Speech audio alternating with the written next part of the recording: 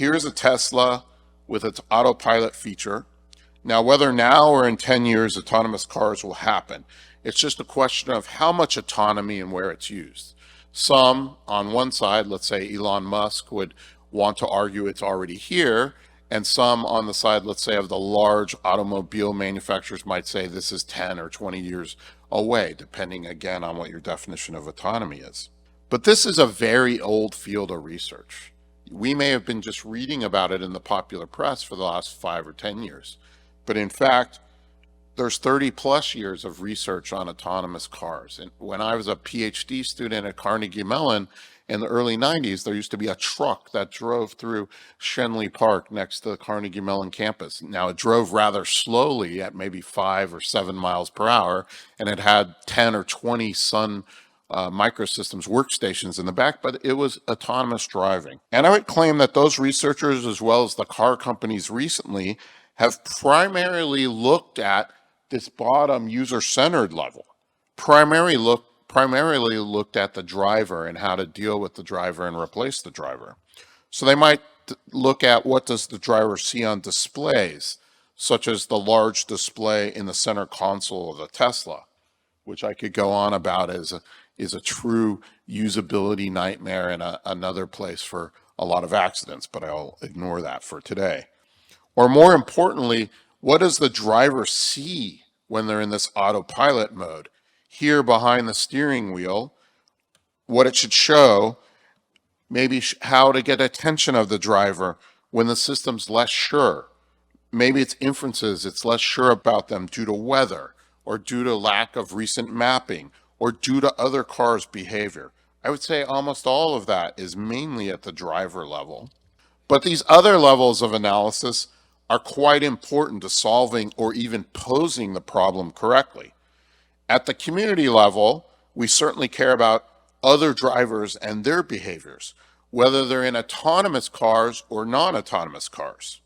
We care about studying interactions with pedestrians and bicyclists. And so I'll note, I don't know how many of you see autonomous cars driving around Seoul every day, but in the Bay Area, we do see many autonomous cars, especially autonomous cars that are training all over my neighborhood in Palo Alto.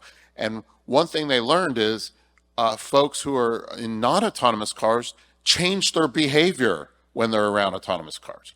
And unfortunately, this is something these companies didn't even really look into until they deployed in the real world.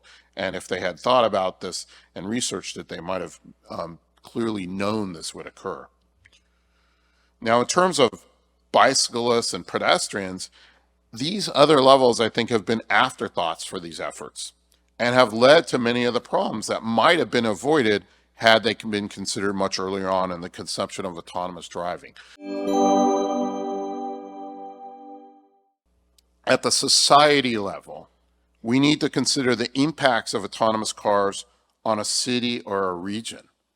Maybe the impacts are not as positive as the enthusiasts might lead you to believe. Some studies have shown that autonomous cars will lead to more traffic and more deaths due to driving more miles, living further away, and sending cars around empty. On the Stanford campus, it's about 30 to 40 miles to San Francisco, depending where I'm going. Maybe I would take an autonomous car and have it drop me off, and I'm not going to pay $50 or $60 US to park. I'll just send my autonomous car back to my house, or send it, to a neighborhood 15 miles away that's cheaper to park. So we're going to see a lot of cars moving around empty without people in them. These aren't just newspaper headlines. They're based on research, for example, by transportation experts at the University of Texas, who found, at least in the Texas Triangle mega region, which is the Austin, Dallas, Houston, San Antonio area, autonomous cars will likely swamp traffic due to changes that these AI-based cars will bring. So they'll bring this change in terms of people living further away from where they work and driving their autonomous car. Maybe I drive at 6 in the morning and sleep while my car brings me the 2 hours to work. Or maybe I'm a professor, so I work on PowerPoint slides on my way to work. Whatever it is, more miles driven, more empty cars will lead to changes and lead to more traffic. Now, with this analysis at this level from the start, we might decide that our societal resources might be better spent on building a better public transit system. So maybe here in Seoul, I've been to Seoul many times, I've experienced a lot of traffic, even though we have a great public transit system and an incredible number of trains and buses. Maybe we'd want to expand that even more to avoid that traffic that will only get worse potentially with autonomous cars. So if we only analyze and design at that user-centered level, at the bottom level, which I would say is now the standard practice of any computing company today, they design at that level at the bottom. But if we only do that from the start, we might ignore these important questions and until it's too late to make a different decision. I would claim in the United States, there's already been a decision, not with the public, but by the government and by those in power, that autonomous cars are our future, and a lot of money has been invested in allowing that to be the future.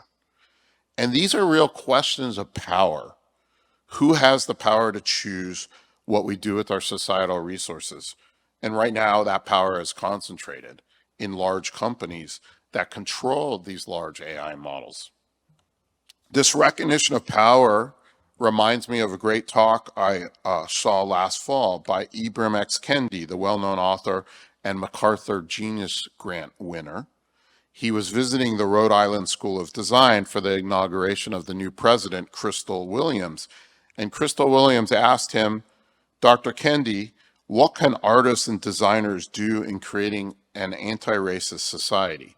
And I thought his response was very interesting with respect to this question of power. He replied, what is missing is an analysis of power. Bring an understanding to people about power. We live in a moment when different identity groups are advocating for their rights, their power, their presence, and pushing back against ways they've been degraded. What is missing are the bridges of solidarity. We need to constantly be building those bridges. Historically, you know who has built those bridges? Artists and designers. So I believe as a designer, we need to take on the analysis of design at the three levels I've advocated, the user, the community, and society, so we can properly identify and take on power, so we can build those bridges of solidarity. What I want to take away from this introduction is that there are many great applications where we can help use AI to help people be better at the tasks that make them human.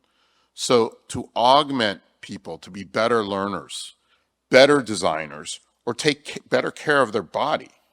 But the key is to keep users, communities, and society's needs at the center of these smart interface designs.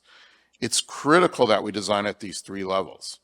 We're really in the very early stages of finding the right design practices to practice truly human-centered AI.